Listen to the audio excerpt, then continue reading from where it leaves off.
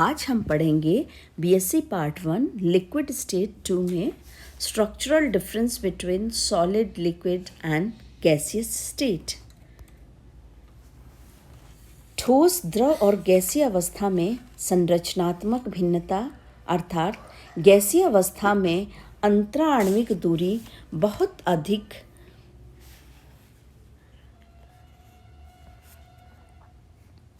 होती है, जबकि ठोस अवस्था में अंतराण्विक दूरी बहुत कम पाई जाती है। द्रव्यों में अणुओं के मध्य दूरी गैसों की अपेक्षा बहुत कम परंतु ठोसों की अपेक्षा अधिक पाई जाती है। ठोसों में अवयवी कणों की एक नियमित व्यवस्था होती है, जबकि गैसों में अवयवी कणों की कोई व्यवस्था नहीं होती है। द्रवों में अवयवी कण बहुत अधिक व्यवस्थित तो नहीं होते, परंतु गैसों की अपेक्षा इनमें नियमितता होती है। इस प्रकार ठोस, द्रव और गैसों में संरचनात्मक भिन्नता पाई जाती है, जो निम्नलिखित गुणों के अध्ययन से स्पष्ट होती है।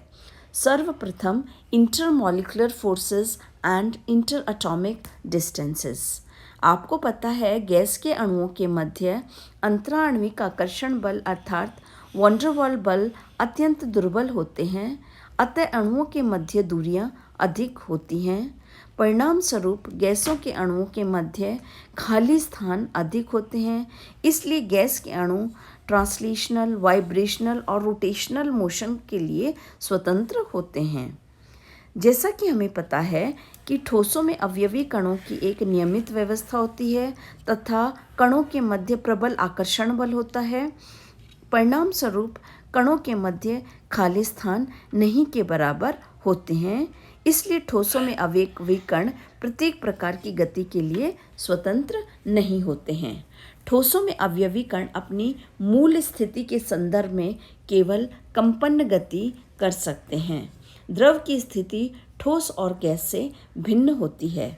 द्रव में अणुओं के मध्य यथाचित आकर्षण बल होते हैं। इन बलों की कोटि गैस में उपस्थित आकर्षण बलों से लगभग 10 गुना अधिक होती है। ये बल इतने प्रबल भी नहीं होते कि द्रव के अणुओं को दृढ़ता से बांधे रखें।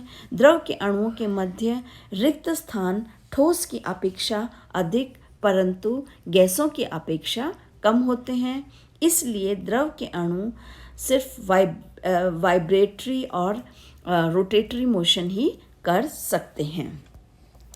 सेकेंड कैरेक्टरिस्टिक हम लेते हैं शेप्स एंड वॉल्यूम्स अर्थात आकार और आयतन। गैस के अणुओं के मध्य खाली स्थान अधिक होने के कारण अणुओं में सभी प्रकार की गतियां संभव है अर्थात गैसों के अणु निरंतर विचरण करते हैं, इसलिए गैस का कोई निश्चित आकार और आयतन नहीं होता है। ठोसों में अवयवी कणों की एक नियमित व्यवस्था होती है अर्थात अवयव में कणों की स्थिति निश्चित है, इसलिए ठोसों का एक निश्चित आकार और आयतन होता है।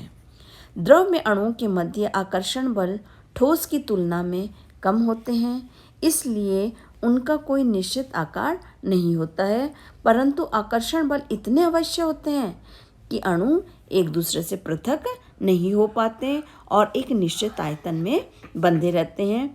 अतः द्रव्यों का निश्चित आकार नहीं होता परंतु उनका आयतन निश्चित होता है। अगला गुण हम लेते हैं कंप्रेसिबिलिटी अर्थात संपीड्यता। जैसा कि हमने आपको बताया था कि द्रव और ठोसों में संपीड्यता नगण्य होती है, जबकि गैसों में संपीड्यता अधिक होती है। संपीड्यता को संपीड्यता गुणांक के रूप में व्यक्त करते हैं। एक निश्चित ताप पर दाब में वृद्धि से किसी पदार्थ के आयतन में हुई कमी और उसके प्रारंभिक आयतन का अनुपात उस पदार्थ का संपीड्यता गुणांक कहलाता है।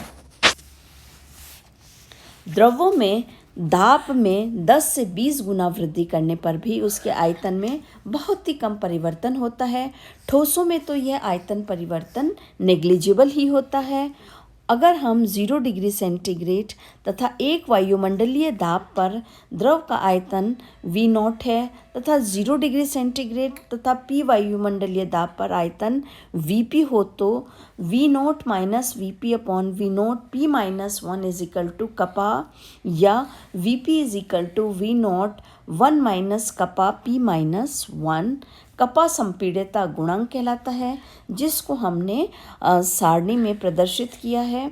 बेंजीन, जल, acetone, ethanol, methanol, carbon tetrachloride तथा मरकरी के लिए यहाँ संपीड्यता गुणांक के मान दिए गए हैं।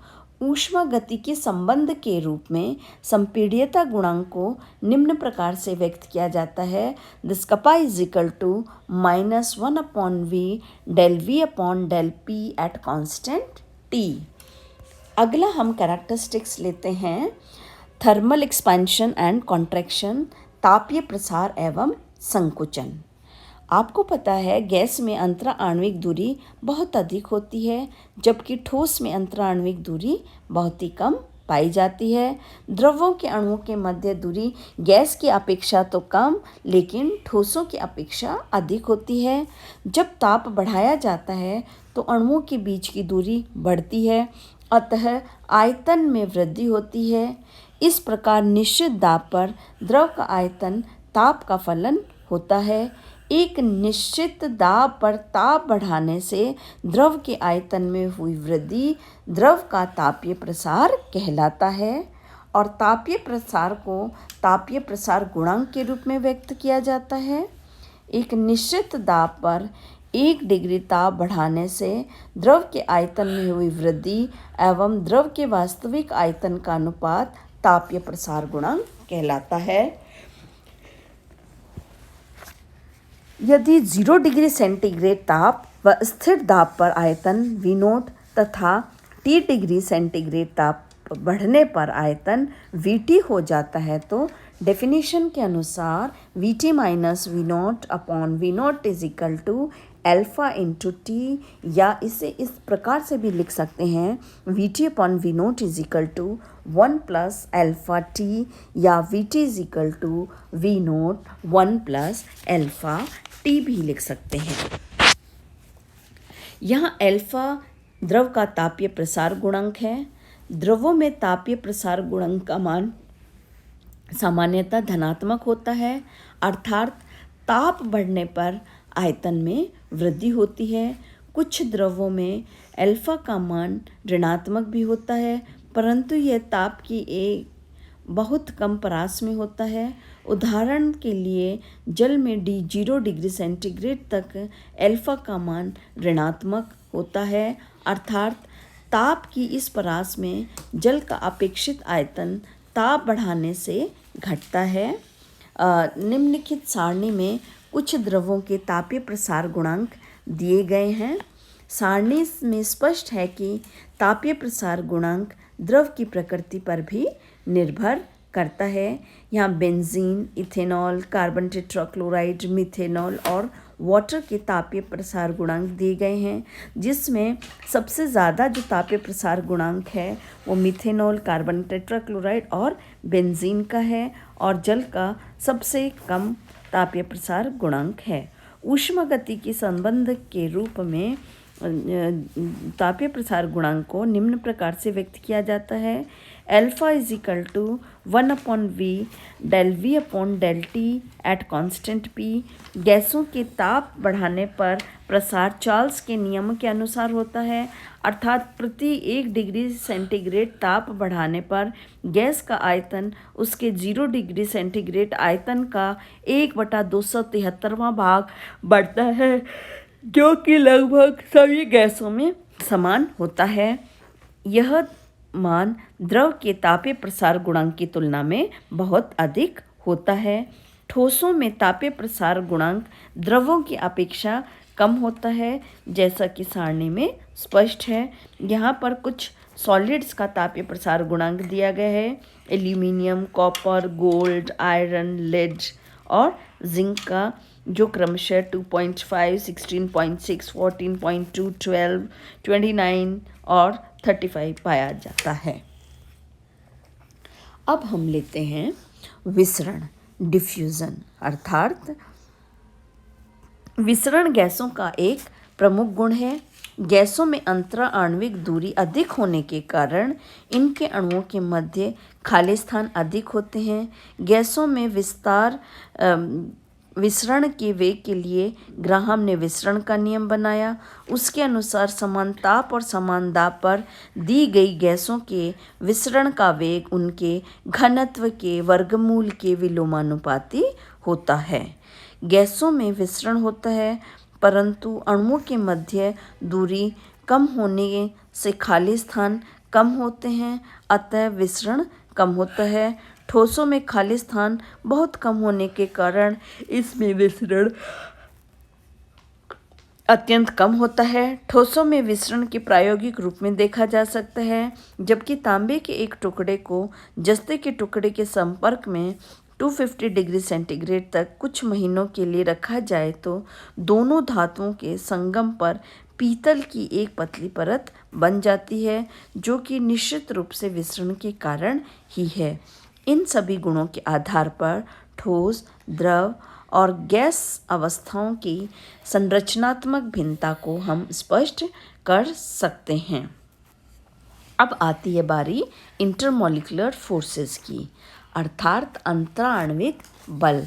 आयनिक यौगिकों में विपरीत आवेशित आयन एक दूसरे को प्रबल स्थिर वैद्युत आकर्षण बलों से बांधे रखते हैं और ठोस जालक का निर्माण करते हैं, परंतु सहसंयोजक यौगिक, विशेष रूप से अध्रुवीय यौगिक भी ठोस और द्रव अवस्था में पाए जाते हैं। गैसीय अवस्था में पाए जाने वाले यौगिकों को भी द्रव अथवा ठोस अवस्था में परिवर्तित किया जा सकता है। यह परिवर्तन तब भी संभव है जबकि ऐसे अणुओं के मध्य किसी प्रकार का आकर्षण बल उपस्थित हो। चूंकि अध्रुवीय यौगिकों के गलनांक और कथनांक कम होते हैं, अतः निष्कर्ष निकलता है कि आकर्षण बल दुर्बल प्रकृति के होने चाहिए। वॉन डेर वाल ने वास्तविक गैसों का आदर्श व्यवहार से विचलन का भी यही कारण माना था। वॉन डेर वाल्स ने सबसे पहले इस प्रकार के आकर्षण बलों के बारे में बताया था, इसलिए इन बलों को हम वॉन डेर वाल फोर्सेस भी कहते हैं। इन दुर्बल आकर्षण बलों को कोहेसिव फोर्स भी कहा जाता है। Thank you.